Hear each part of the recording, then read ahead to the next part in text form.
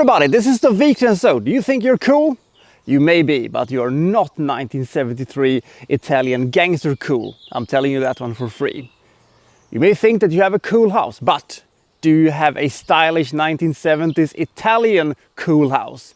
No, you don't. So, apart from that, is this any movie to watch? Well, that's what we're gonna find out in this case. This is my review of Tony Arzenta.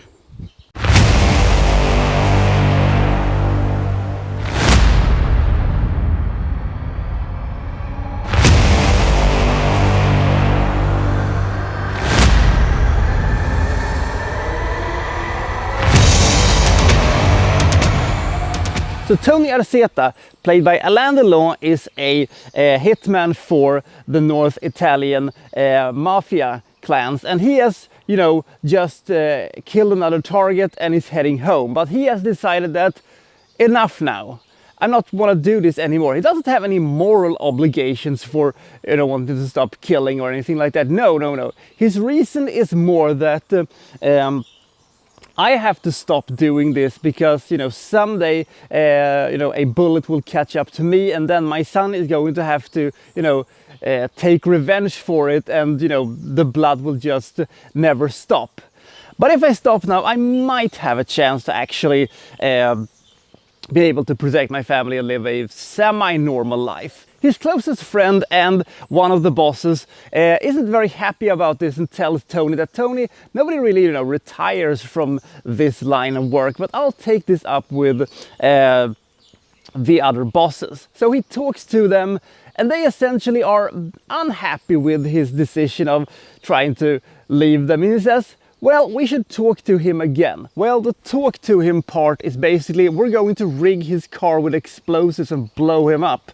Unfortunately for them, Tony wasn't in the car when the bomb blows up. But it takes his wife and his son. And well, Tony is not happy about this. And after the funeral, they try to kill him again. But they failed. And now Tony says, okay, now I'm coming for all of you. I'm going to kill each and every one of you motherfuckers. Now his hunt is on and trying to locate and assassinate the mafia bosses. Is he going to be able to do this? Or are they going to get to him before this? Or will they come up with some kind of a solution where everybody is happy?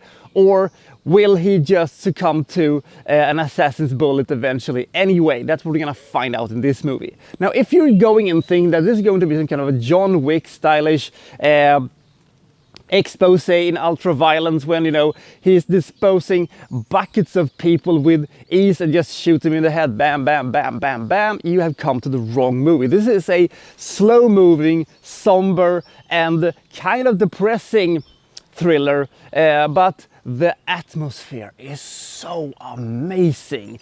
The fantastic, slow and deliberately mellow-paced sequences just fascinates me. The movie never overstays its welcome despite moving quite slowly, and the action sequences, you know, they take a long time to set up, but when they are, you know, delivered, they are, oh shit!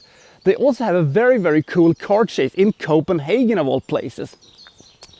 Anyway, so this is a movie that I think is very entertaining. The story might not be that innovative or original, but it is told in such a fantastically fascinating way. And the pace actually helps this movie create this atmosphere where you're not entirely sure what's going to happen because you don't know as much as what's going to happen as Tony does. And one thing I really love about this movie is the fact that we're getting equal screen time for both bosses and Tony, which makes this movie very balanced.